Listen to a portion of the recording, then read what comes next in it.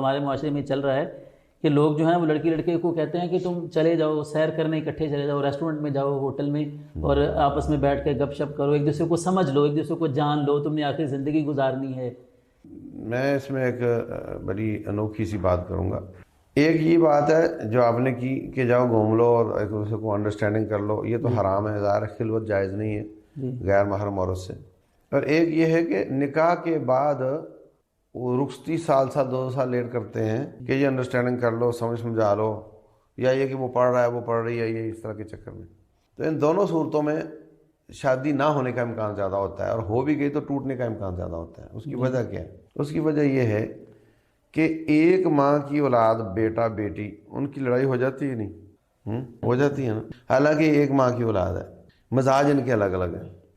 اب یہ جو جوڑا بننے جا رہا ہے یہ مختلف ماؤں کی اولاد ہے، ان کا مزاج کا زیادہ اختلاف ہے، تو لامحالہ کمپرومائز کے بغیر تو گزارا ہی نہیں ہے نا۔ رسول اللہ صلی اللہ علیہ وسلم نے فرمایا کوئی مرد اپنی بیوی سے ناراض اس معنی میں نہ ہو کہ اس کو چھوڑ ہی دے، کہ اس کا اگر ایک عادت بری لگتی ہے تو کوئی اور اچھی بھی تو ہوگی نا، بیلنس کرنا ہوتا ہے نا۔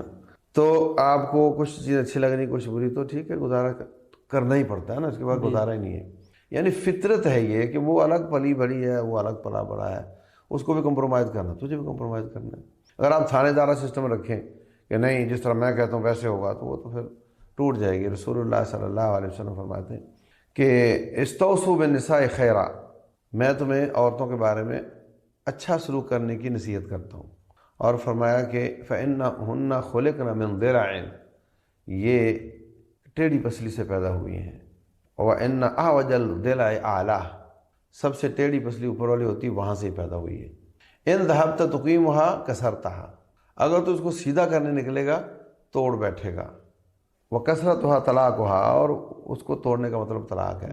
اور اگر اس سے فائدہ اٹھاتا رہے گا تو اٹھاتا رہے گا، کچھ وہ تیرے سے تانگ ہو، کوئی تو تانگ ہوگا، تو ٹھیک ہے، اللہ تعالیٰ نے ایک دوسرے کو آزمائش بنایا ہوا ہے، اس پہ صبر کرو، اللہ تمہیں اجر دے گا۔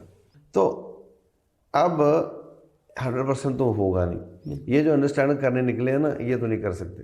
لیکن نقصان کیا ہوگا؟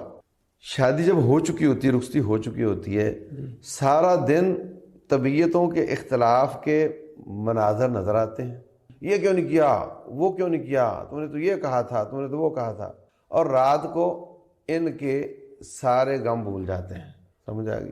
اور اگر پھر اختلاف پیدا ہوتے ہیں رات کو پھر بھول جاتے ہیں، آئی سمجھ؟